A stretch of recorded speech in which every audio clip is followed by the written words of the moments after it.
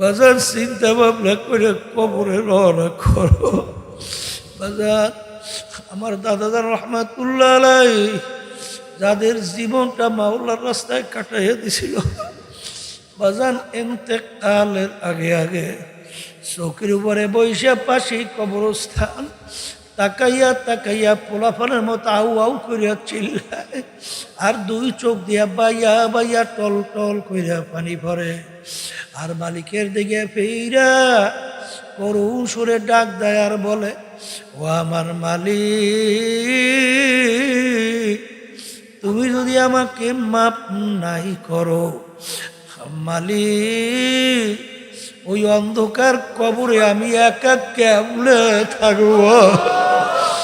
ওই অন্ধকার কবরে আল্লাহ বালিশ নাই, বিছানা নাই, বাতি নাই, কোনো সাথীও নাই। ওই কবরে যদি তুমি আমাকে মাপ না করো, আমার কি উপায় হবে? কানতে কানতে কবরে চইলা গেল। কিন্তু একবার যদি মইরা কেউ কবরে ঢোকে আর দ্বিতীয়বার দুনিয়াতে আইসা এই জিতবার কি আর আশা আছে? তাই যদি নাই থাকে, বোঝা ভাড়া পুঁজি গুছানো সব কিন্তু দুনিয়ায় থাকা অবস্থায় করা লাগবে। কথা ঠিক কিনা? এই জন্য আমার ভাইদেরকে বলবো, পর্দা আলাই মা বোনদেরকে বলবো, এই আলোচনাগুলো যে আমি করলাম, এই আলোচনাগুলো বুঝবে কারা? বলেন যারা মানুষ। আর সুরাতে মানুষ, ভিতর আবু জাহাল। এখন বলতে পারেন হুজুর বলেন কি যে মানুষ বুঝবে, আবু জাইল মার্কা বুঝবে না, তাহলে মানুষের ভিতরে পার্থক্য আছে? কলে আছে। কলে তা কি? আপনাদের এলাকার ভিতরে এক শ্রেণী মানুষ আছে না, ওদের আচার আচরণ ব্যবহার কথাবার্তা এত ভালো, মানুষ খুশি হয়ে মন্তব্য করে লোকটার চরিত্র ফেরেশতার আছে না? আবার দেখবেন এক শ্রেণী মানুষ, ওর আচার ব্যবহার চরিত্র এত খারাপ, মানুষ অতিষ্ঠ হয়ে মন্তব্য করে লোকটার চরিত্র কুত্তার চেয়েও খারাপ। আচ্ছা, যাকে বলছে ফেরেশতার মতো আর যাকে বলছে কুত্তার চেয়েও খারাপ, এই দুই মানুষের ভিতরে দেখতে পার্থক্য কি? চক্ষুর দিকে পার্থক্য আছে? হাত পায়ের দিক থেকে, কানের দিক থেকে, কোনো অঙ্গ প্রত্যঙ্গে? তাহলে কিন্তু ওই যে ফেরেশতার মতো তার চক্ষু দুইটা, আর কুত্তার চেয়ে খারাপ চক্ষু হাতের দিক থেকে, পায়ের দিক থেকে। তাহলে বোঝা গেল আর একটা কোন জায়গায় জানি পার্থক্য আছে। বলে আর একটা কোন জায়গায় জানো? সেই পার্থক্যটা বোঝাবার জন্য, বুঝবার জন্যই মাহফিলের ব্যবস্থা। কথা ঠিক কিনা?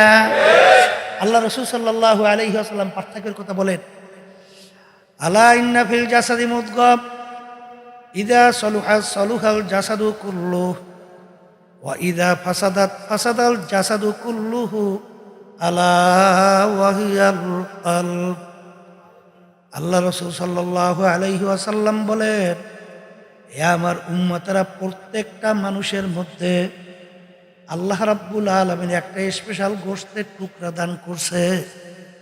ওই গোশতের টুকরা যার ভালো হইয়া যায়, এক পর্যায়ে মানুষটা ফেরেশতার চেয়েও সম্মানিত হইয়া যায়।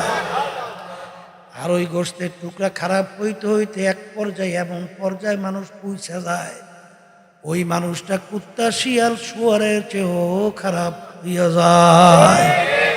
আল্লাহ রাসূল বলেন, ওই গোশতের টুকরার নাম হলো কলব। বলেন গোশতের টুকরার নাম কি? তাহলে এক কথা আমার বাজানদেরকে মনে রাখা লাগবে, পর্দা আলে মা বোনরা যারা শুনতেছেন, এক কথায় মনে রাখা লাগবে, যার কলব ভালো সেই ভালো মানুষ, আর যার কলব খারাপ সে খারাপ মানুষ। কথা ঠিক নেবে ঠিক? আর আল্লাহ রাব্বুল আলামিন কুরআনুল কারীমের ভিতরে ঘোষণা করছেন, ইল্লা মান আতাল্লাহা বিকলবিন সালিম। আল্লাহ রাব্বুল আলামিন বলেন, ভালো পরিচ্ছন্ন সুস্থ কলব ছাড়া আমার পবিত্র জায়গা বেহেশতের মধ্যে হবে না। এই জন্য আমার বাজানদেরকে বলবো, পর্দা আলে মা বোনদেরকে বলবো, বাজান কলব ভাই ভালো কইরাই কিন্তু দুনিয়া থেকে বিদায় নিয়ে কবরে যাওয়া লাগবে। বলতে পারেন হুজুর কলব ভালো হয় কিসে, খারাপ হয় কিসে? বাজান কলবের উল্লেখযোগ্য 10টা রোগ ওই রোগ যখন তোমার ভিতর থেকে দূর হবে তখন তুমি বুঝতে পারবে আল্লাহর ফজল করবে তুমি একজন ভালো মানুষ হয়ে গেছো।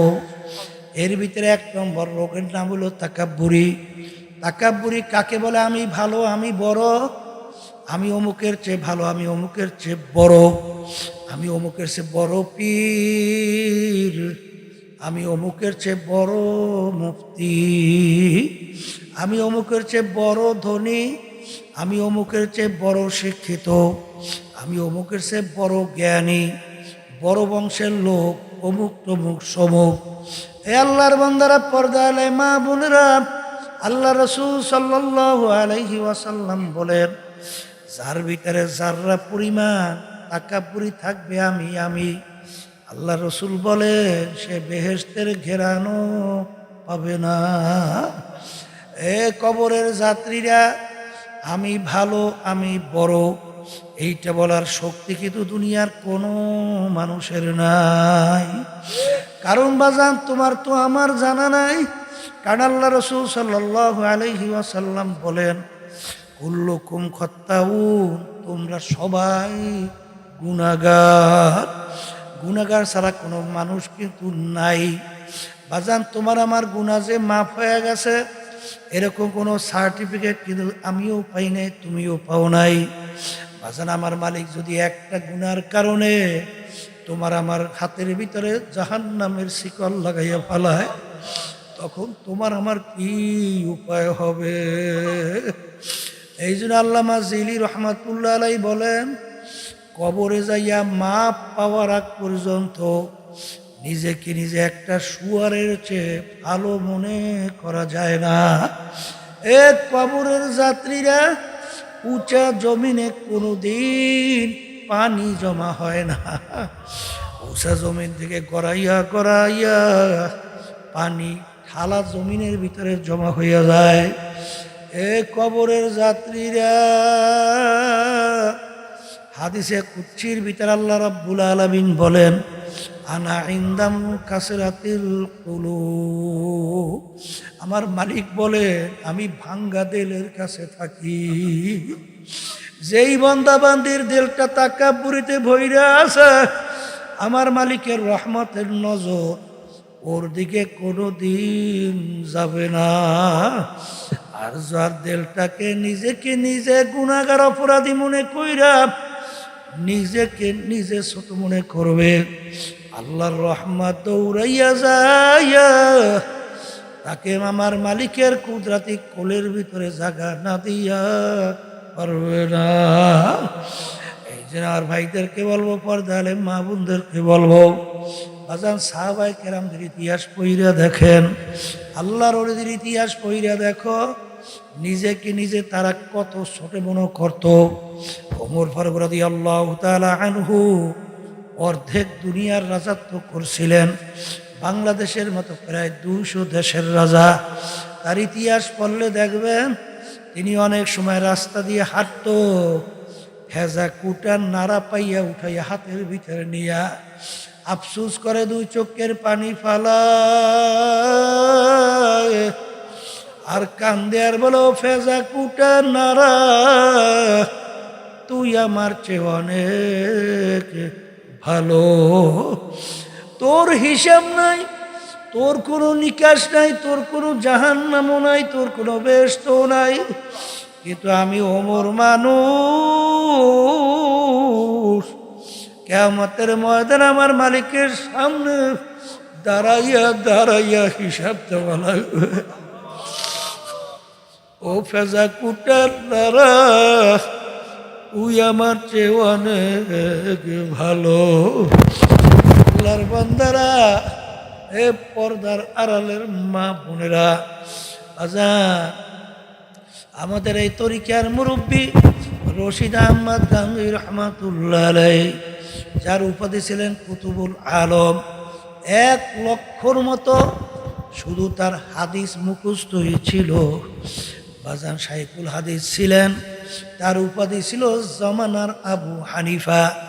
তার ইতিহাস পড়লে দেখবেন তিনি হারে বয়স অবস্থায় কাঁদতে কাঁদতে দুই চক্ষু অন্ধ হয়ে গেছিল। লোকেরা বলে, হুজুর চক্ষু অপারেশন করে চক্ষু ভালো হয়ে যাবে। তিনি বলেন, ও আমার সাথীরা, আমি চক্ষু অপারেশন করলে আমার নামাজ কাজা হইয়া যাবে, নামাজ কাজা করে ওই চক্ষু আমার লাগবে না। এক ডাক্তার এসে বলে, হুজুর এশার নামাজের পরে চক্ষু অপারেশন করব, হজরের নামাজ জামাত সহকারে আদায় করতে পারবেন? তিনি কান্দে আর বলে, ও আমার সাথীরা, হাদিসের ভিতরে আসছে কিয়ামতের ময়দানে আমার মালিক অন্ধের কাছে কোনো প্রশ্ন করবে না। আমি রশিদ আহমদ চাই কিয়ামতের ময়দানে আমি অন্ধ অবস্থায় উঠতে, আমার মালিক যেন আমাকে কোনো প্রশ্ন না করে। আরে তাদের ভিতরে কেমন ভয়, তোমার আমার ভিতরে কেমন ভয়। বাজার চিন্তা ভাবনা করে কবরে রওনা করো। বাজার আমার দাদাদার রহমাতুল্লাহ আলাইহি যাদের জীবনটা মাওলার রাস্তায় কাটাইয়া দিছিল, বাজান ইন্তেকালের আগে আগে চৌকির উপরে বৈশা পাশে কবরস্থান তাকাইয়া তাকাইয়া পোলাফানের মতো আউ আউ করিয়া চিল্লায়, আর দুই চোখ দিয়া বাইয়া বাইয়া টল টল করিয়া পানি ভরে। আর মালিকের দিকে ফিরা করুণ সুরে ডাক দেয় আর বলে, ও আমার মালিক, তুমি যদি আমাকে মাপ নাই করো, মালিক ওই অন্ধকার কবরে আমি একা কেমনে থাকব? ওই অন্ধকার কবরে আল্লাহ বালিশ নাই, বিছানা নাই, বাতি নাই, কোনো সাথীও নাই। ওই কবরে যদি তুমি আমাকে মাপ না করো, আমার কি উপায় হবে? কানতে কানতে কবরে চইলা গেল আমার আব্বাজান রহমাতুল্লাহ আলাইহি। বাজান অনেক সময় যদি জিজ্ঞাসা করতে হইল, মোবাইল করছে আপনি কে? বলে আমি ফজলুল করিম। বলে আপনি কেমন, কে কোন ফজলুল করে? বলে আমি চরমুনাই ফজলুল করিম। বাজান আরে নিজে পীর অমুক তমুক সমুক এই লকুব লাগাইতো তিনি ভয় পাইতেন। আরে অনেক সময় যদি উপাধি বেশি লাগাইতো তখন বলতেই, উপাধি তোমরা কাটো। তোমাদের কি জানা আছে এই উপাধিতে আমার মালিকের দরবারে আমার কোন অবস্থা আছে? এই জন্য আমার ভাইদেরকে বলবো, পর্দা আলে মা বোনদেরকে বলবো, এ আল্লাহর বান্দারা, বড় পীর আব্দুল কাদের জিলানী রাহমাতুল্লাহ আলাইহি একদিন রাস্তা দিয়ে রওনা করলো, একটা কুকুরের জবান খুইলা গেল। কুকুর ডাকতে বলে, বড় বিশ্বাস হুজুর বলেন আপনি ভালো না আমি কুকুর ভালো? বড় বিশ্বাস হুজুর কি বলবে? যদি বলে কুকুর তুই ভালো, আমার মালিকের কালামের উল্টা হয়ে যায়। যদি বলে কুকুর তুই খারাপ আমি ভালো, আমার বিরাট ভিতরে তো আনানিয়াত চলে আসবে, তাকাব্বুরি চলে আসবে। এখন কি বলবে, কি কর্তব্য বিভিন্ন অবস্থায় দাঁড়াই অপেক্ষা করতেছে। আল্লাহ রাব্বুল আলামিন তার অন্তরের ভিতরে প্রশ্নের উত্তর পয়দা কইরা দিল। বড় বিশ্বাস হুজুর ডাক দিয়া বলে, ও কুকুর শোন, কিয়ামতের ময়দানে আমার মালিক যদি আমাকে মাফ কইরা দেয়, ও কুকুর তোর চেয়ে আমি অনেক ভালো। আর আমার মালিক যদি কিয়ামতের ময়দানে আমাকে মাফ না করে, ও কুকুর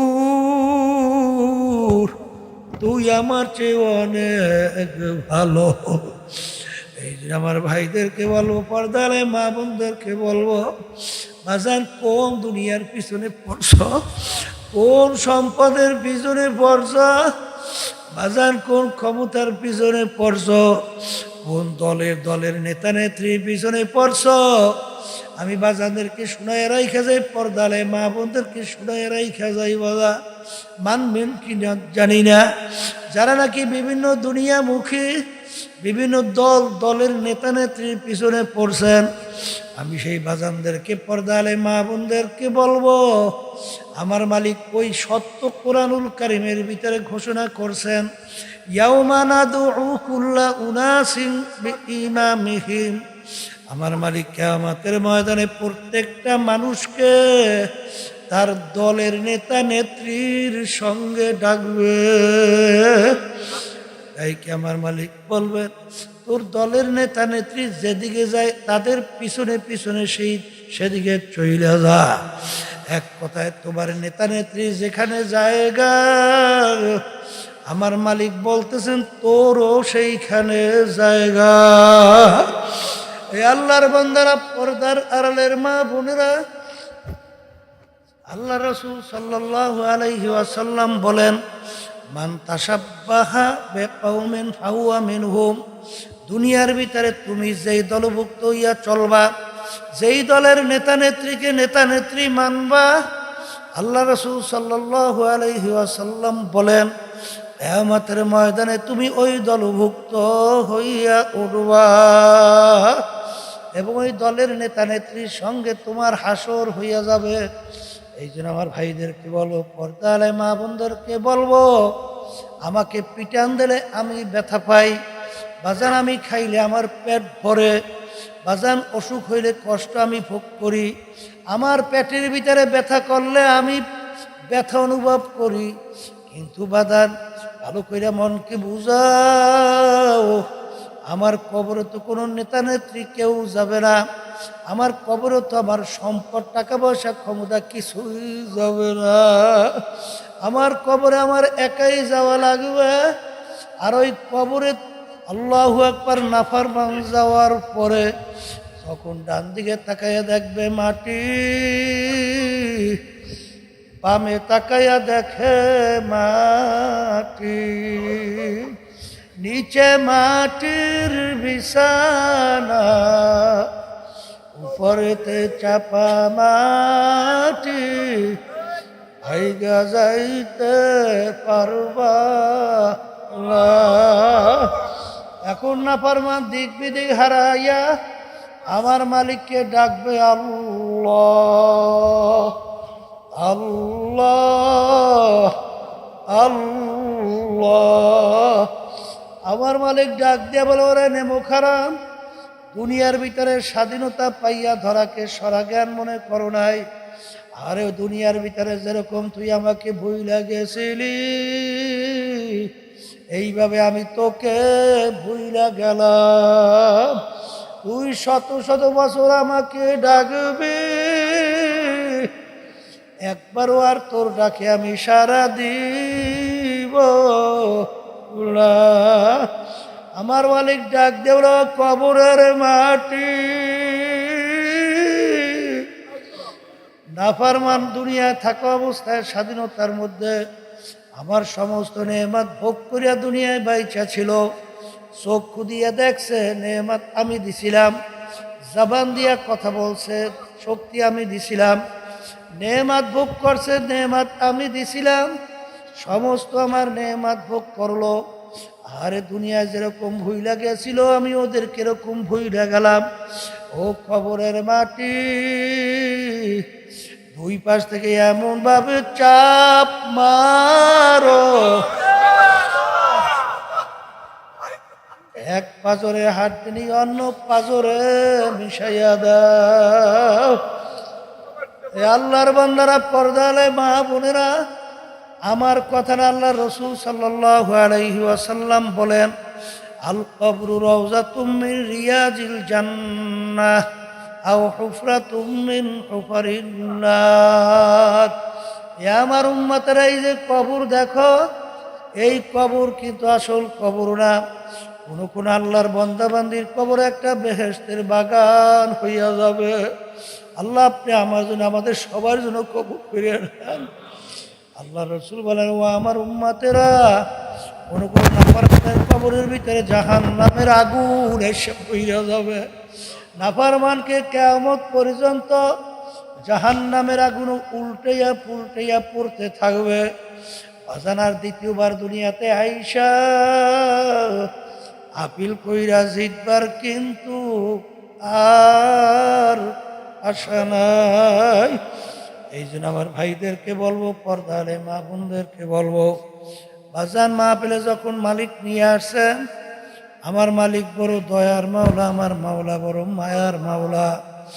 যদি পাহাড় পরিমাণ গুনাহ হইয়া থাকে আর আমার মালিকের কাছে যদি মাপ চাওয়ার মতো মাপ চাওয়া যায়, আমার মালিক বলেন, এই বান্দা বান্দি, তুই যদি শিরকির মতো গুনাহ কইরা থাকো আর খালেস তওবা কইরা যদি আমার দরবারে দুই হাত কইরা দুই চোখের পানি ফেলাইয়া যদি আমার কাছে মাপ চাওয়ার মতো তুই মাপ চাইতে পারো, তোর শুধু গুনাহ আমি মাপ করব তাই না, আমি তোর গুনাহকে নেকের দ্বারা পরিবর্তন কইরা দেব। আমার মাওলা বড় দয়ার মাওলা, আমার মালিক বড় মায়ার মালিক। আমার মালিক বান্দা বান্দিকে মাফ করার জন্যে সব সময় অপেক্ষায় থাকে। বাজান হাদিসের ঘটনা, এক আল্লাহর বান্দা মৌতের কথা মনে পড়ে গেল, চিন্তা করলো হক্কানি আলেমের কাছে যাওয়া লাগবে, তাওবা কইরা মাওলার হুকুম অনুযায়ী চইলা, নবীর তরিকা অনুযায়ী চইলা দুনিয়ার থেকে বিদায় নিয়ে কবরে যাওয়া লাগবে। তিনি যখন আলেমের বাড়ি রওনা করলেন, পথের মাঝে হায়াত শেষ হয়ে গেল, মারা গেল। বাজান জাহান্নামের ফেরেশতা আসলো তার রূহকে জাহান্নামে নেওয়ার জন্যে, বেহেশতের ফেরেশতাও আসলো তার রূহকে বেহেশতে নেওয়ার জন্যে। বাজান বেহেশতের ফেরেশতা বলতেছে, বান্দা তো তওবা করার জন্য রওনা করছে, রুহু আমরা পাবো, হায়াত শেষ, বান্দার তো কোনো দোষ না। জাহান্নামে ফেরেশতা বলতেছে, বান্দা তো এখনো তওবা করতে পারে নাই, রুহু তো আমরা পাবো। আল্লাহ রাব্বুল আলামিন বলে, ফেরেশতারা জমিন মাপো, দেখো আমার বান্দা যেখানে মারা গেছে সেখান থেকে তার বাড়ি কাছে না আলেমের বাড়ির কাছে। যদি আলেমের বাড়ি কাছে হয় তার রূহ নিয়ে যাবে বেহেশতের ফেরেশতা, আর তার বাড়ি যদি কাছে হয় রূহ নিয়ে যাবে জাহান্নামের ফেরেশতা। বান্দা যেখানে মারা গেছিল সেখান থেকে তার বাড়ি ছিল কাছে, আলেমের বাড়ি ছিল দূরে। আল্লাহ রাব্বুল আলামিন জমিনকে হুকুম করলো, ও জমিন, আমার বান্দার জন্য আলেমের বাড়ি কাছে হইয়া যাও। জমিন মাইপা দেখে আলেমের বাড়ি কাছে, তার বাড়ি দূরে। তখন তার রূহ নিয়ে গেল বেহেশতের ফেরেশতা।